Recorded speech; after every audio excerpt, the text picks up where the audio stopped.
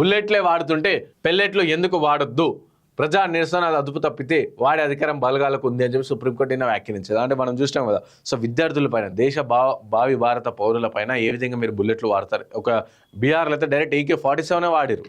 AK-47 కాదు, ఓ ముగ్గురు నలుగురు కాల్చిన పరిస్థితి.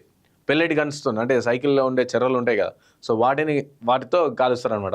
అది తాకితే మాత్రం కంప్లీట్గా తోలు ఎగిరిపోతుంది. సో ఇట్లా ఈ విధంగా అంటే సుప్రీంకోర్టు ఏం చెప్తుంది, బుల్లెట్లే వాడుతుంటే ఇక పెల్లెట్లు ఎందుకు వాడద్దు అని చెప్పేసి మాట్లాడింది. అలాగే ప్రజా నిరసన అదుపు తప్పితే వాడే అధికారం బలగాలకు ఉంది అని చెప్పి సుప్రీంకోర్టు నేర్పుతుంది క్లియర్గా. సో ఒక్కోసారి సుప్రీంకోర్టు ఏం చెప్తుందో కూడా అర్థం కాదు. దేశంలో ప్రజా నిరసన ప్రదర్శనలు అదుపు తప్పి హింసాత్మకంగా మారినప్పుడు ఆందోళనకారులను నియంత్రించేందుకు పెల్లెట్ గన్స్ వాడే అధికారం భద్రతా బలగాలకు ఉందని సుప్రీంకోర్టు ప్రకటించింది. Bureau of Police Research and Development 2016లో సమర్పించిన సలహా నివేదిక ప్రకారం అసాధారణ పరిస్థితుల్లో పౌరులపై పెల్లెట్ గన్స్ వాడే అధికారం పోలీసులకు ఉందని పేర్కొంది. ఇక నీట్ పేపర్ లీక్ వ్యతిరేకంగా 27న ఢిల్లీలో విద్యార్థులతో చల సంస్థ నిర్వహించిన విషయం తెలిసిందే. ఈ సందర్భంగా నిరసనకారులను అదుపు చేసేందుకు పోలీసులు పెల్లెట్ గన్స్ వాడడంపై తీవ్ర విమర్శలు వచ్చాయి. ఈ నేపథ్యంలో ప్రజా ఆందోళన సమయంలో నిరసనకారులపై పెల్లెట్ గన్స్ వినియోగాన్ని నిషేధించాలని రిటైర్డ్ IPS అధికారి యశోవర్ధన్ ఆజాద్తో పాటు ఢిల్లీ నిరసనలో పెల్లెట్లో తగిలి గాయపడిన ప్రశాంత్ కుమార్ సింగ్, షేక్ ఇర్షాద్ మన్సారీ సుప్రీంకోర్టులో పిటిషన్లు దాఖలు చేశారు. సో నార్మల్ మీరు అన్నారు, ఒకవేళ నిరసనలు చెప్తున్నప్పుడు అది అదుపు తప్పితే కంపల్సరీ బుల్లెట్లు గన్లు కావచ్చు, పెల్లెట్ గన్స్ వాడవచ్చు అని చెప్పి మీరు చెప్పారు కదా.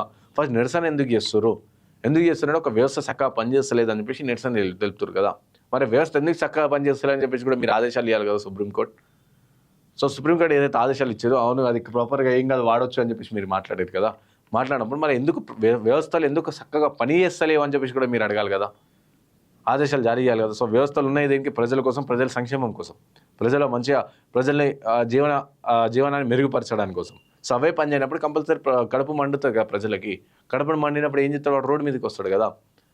ఆ రోడ్డు మీదకి రావద్దంటే ఫస్ట్ ప్రాపర్గా సక్రమంగా పాలన జరగాలి కదా, వ్యవస్థలు చక్కగా పనిచేయాలి కదా.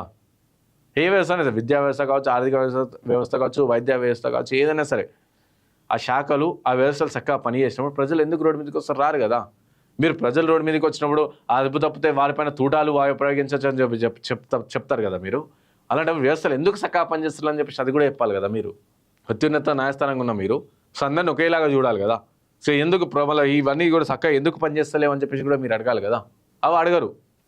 జస్టిస్ జయమాల్యా బార్గ్జీ కీలక వ్యాఖ్యలు చేశారు. లాఠీచార్జ్, టియర్ గన్ ప్రయోగం కూడా పరిస్థితి అదుపులోకి రాని పరిస్థితుల్లో భద్రతా బలగాలు ఆయుధాలను వినియోగించవచ్చని పోలీసులు నిబంధనలు చెబుతున్నాయి.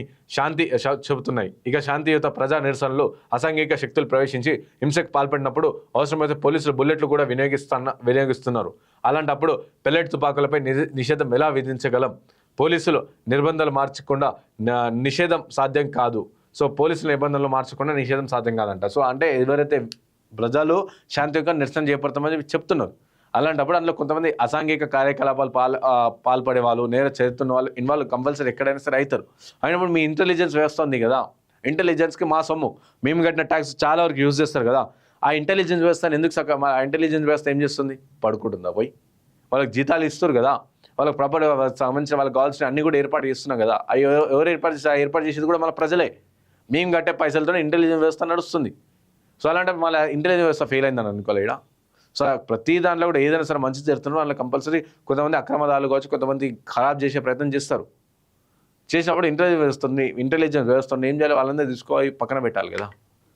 సో చలో సంస్థ సందర్భంగా పోలీసులు, RPF బలగాలు విద్యార్థులపై ప్రయోగించిన పెల్లెట్ల పాటు కరెంట్ షాక్ ఇచ్చే బ్యాటన్స్, డ్రోన్ విజువల్స్, CC కెమెరాల ఫుటేజ్లను భద్రపరచాలని ఢిల్లీ ప్రభుత్వానికి ధర్మాసనం ఆదేశించింది. పిటిషనర్లు కోరితే ఆ పెల్లెట్లను పరీక్షించేందుకు అభ్యంతరం లేదని పేర్కొంది. సో ఇట్లా మీరందరూ అవన్నీ వీడియోలన్నీ కూడా జాగ్రత్త పెట్టండి అన్నారు. మీకు ఫస్ట్ టైం ఉండదు కదా, మీకు చూసే టైం ఉండదు కదా. మీరు రీజన్గా చెప్పారు కదా, చీఫ్ జస్టిస్ ఆఫ్ ఇండియా చెప్పారు కదా రీసెంట్గా, మాకు చూసేంత టైం లేదు, మాకు టైం వేస్ట్ చేయకండి అని చెప్పారు కదా. మళ్ళీ ఇప్పుడు ఎందుకు భద్రపరచాలని చెప్తారు మీరు? మీకు చూడనికే టైం ఉండేటప్పుడు భద్రపరిచేందుకు వేస్ట్ కదా. ఇక ఒక్కోసారి ఇష్టం వచ్చినట్టు మాట్లాడుతారు. సో పోలీసుల నిబంధనలు ఎక్కడ? ధర్మాసనం ఉదాహరించిన పోలీసుల నిబంధనలపై పిటిషనర్ తరఫున హాజరైన సీనియర్ న్యాయవాది వృందా గోవార్ అనుమానాలు వ్యక్తం చేశారు. ఆ నిబంధనలకు ప్రజలందరికీ అందుబాటులో ఉంచేలా కేంద్ర ప్రభుత్వం ఆదేశించాలని ధర్మాసనాన్ని కోరారు. సో ఇట్లా పెల్లెట్ గన్స్ కూడా వాడొచ్చు అని చెప్పేసి వీళ్ళు చెప్తున్నారు.